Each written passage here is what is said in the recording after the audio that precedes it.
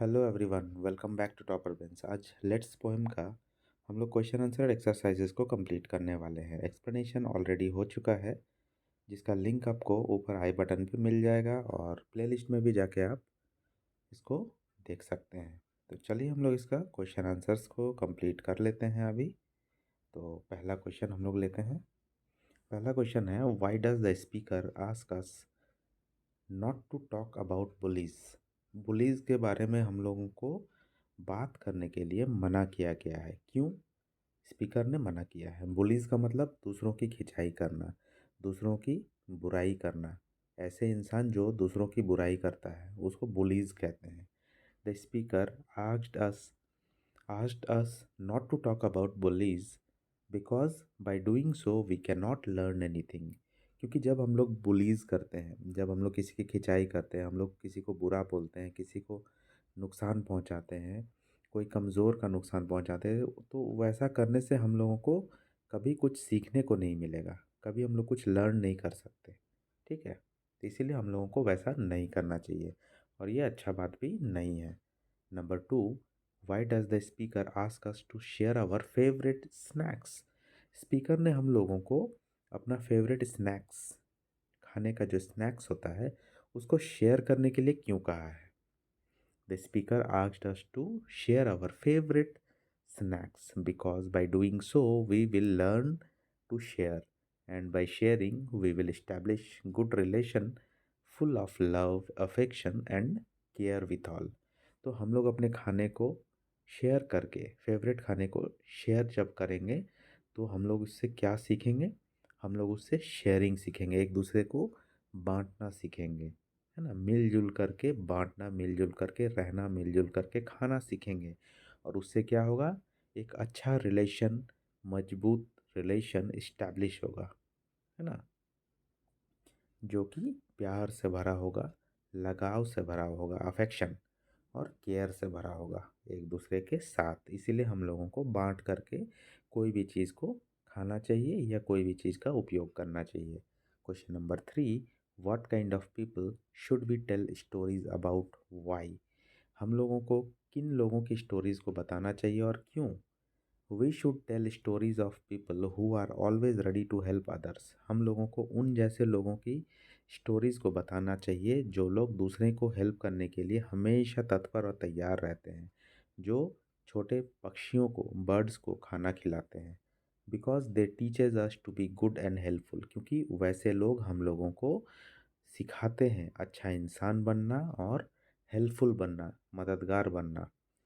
Number four, how will reading books about people who make the world better help us. तो वैसे लोगों के बारे में किताबें पढ़ना कैसे हम लोगों को हेल्प करेगा, जो लोगों का, दुनिया का जो भलाई करता है। बहुत लोग दुनिया का भलाई करता है, तो उनके बारे में जो बुक्स हैं उनको पढ़ने से हमें क्या फ़ायदा होगा? तो स्पीकर ने यही पूछा है। Reading books about people who make the world better always help us by inspiring us to do something. तो जब हम उन लोगों के, उन महान लोगों के किताबों को, कहानियों को पढ़ेंगे तो उससे हम लोग इंस्पायर होंगे, मोटिवेट होंगे, है ना, ताकि हम लोग कुछ समाज के लिए कर सकें, वर्ल्ड के लिए कुछ कर सकें, दुनिया के लिए कुछ कर सकें, for our society and the environment, हमारे सोसाइटी और वातावरण के लिए कुछ कर सकें। Number five, I will learn from you, you will learn from me, together let's be kind, how will this help? Learning and guiding each other always help us and inspire us to become a good person। हमेशा सीखना और guide करना एक दूसरे को, खास तौर पे ये हम लोगों को हेल्प करता है और इंस्पायर भी करता है अच्छा पर्सन बनने में। बाई बाई बीइंग काइंड, हम लोग काइंड होने से क्या होगा?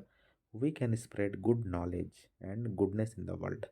हम लोग अगर काइंड रहेंगे, दयालु रहेंगे, हेल्पफुल रहेंगे, तो हम गुड नॉलेज को, विजडम को शेयर कर पाएंगे, स्प्रेड कर पाएंगे, गुडनेस को स्प्रेड कर पाएंगे इस दुनिया में, मतलब अच्छाई को फैला सकेंगे। अप्रिसिएटिंग द पोएम का पहला क्वेश्चन है, how does the poem read if we drop the word let's wherever used at the beginning of the sentences. अगर हम लेट्स वर्ड को ही छोड़ दें इस पोएम के स्टार्टिंग के जो सेंटेंसेस है उसमें, तो कैसा लगेगा? How does the use of the word let's bring reader closer to the speaker. ये जो वर्ड लेट्स है, ये रीडर को स्पीकर के साथ कैसे क्लोज करता है। The word let's brings togetherness and strong bonding among each other. If we drop the word let's from the beginning of the sentences, it would sound like command and order.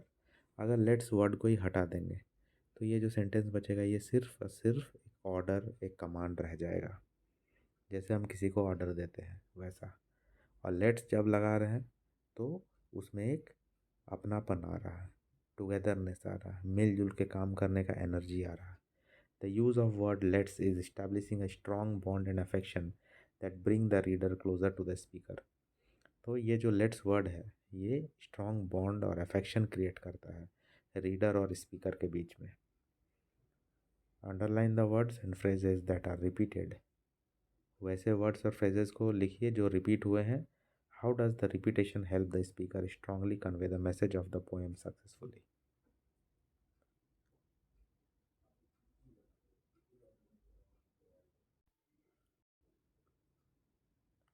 Let's not talk about bullies, let's teach each other to care. इस तरह का let's say start होता हुआ जो sentences है वो सारे, लगभग सारे सेंटेंसेस जो है वही हो जाएंगे यहाँ पे। उन सारे सेंटेंसेस को अंडरलाइन करना है। Yes, the repetition of the word let's helps the speaker to convey the message of togetherness and helpfulness.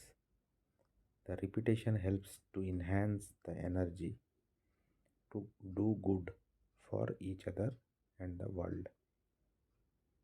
ये चैप्टर यहाँ पे ख़त्म होता है। कैसा लगा आपको कमेंट ज़रूर करके बताइए और वीडियो को शेयर कीजिए, चैनल को सब्सक्राइब कर लीजिए। चलिए मिलते हैं नेक्स्ट वीडियो में, तब तक के लिए goodbye and have a nice day.